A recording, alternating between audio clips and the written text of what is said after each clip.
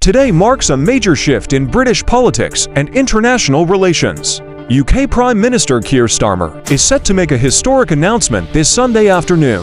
He is expected to officially recognize Palestine as an independent state, a move that represents one of the biggest changes in UK foreign policy in decades. Back in July, Starmer warned that the UK would change its position if Israel failed to meet several key conditions.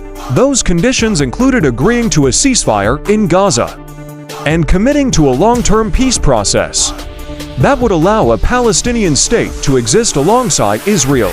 But attempts to reach a ceasefire have failed, and the situation on the ground has only grown worse. Images of starvation, destruction, and civilian deaths in Gaza have shocked people around the world.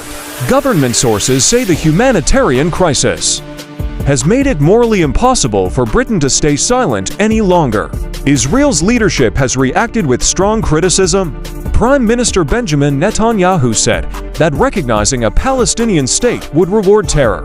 Families of Israeli hostages still held in Gaza have written an open letter to the UK government, urging Prime Minister Starmer to delay the decision until all hostages are safely released. Some conservative politicians and Britain's chief rabbi have also raised serious concerns, warning that this recognition could complicate efforts to bring the hostages home.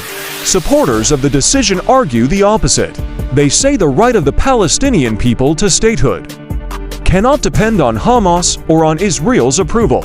UK ministers have pointed to the ongoing expansion of Israeli settlements in the West Bank, settlements that are illegal under international law, as a key reason for acting now. They argue these settlements threaten the possibility of a two-state solution and could soon make peace impossible. Britain is not alone in taking this step. Spain, Ireland, and Norway have already recognized Palestine, while France, Canada, Portugal, and Australia have all signaled they may follow soon. At present, roughly three-quarters of United Nations member states already recognize Palestine. But Palestine still has no agreed borders, no standing army, and only limited control of its land, which means recognition remains mostly symbolic. For decades, successive UK governments insisted that recognition should come only as part of a negotiated peace deal and at a moment of maximum impact. But Starmer now says this is the moment to act, to keep alive the hope of a lasting peace and a viable Palestinian state. This decision is likely to spark heated debate in the UK, in Israel, and around the world.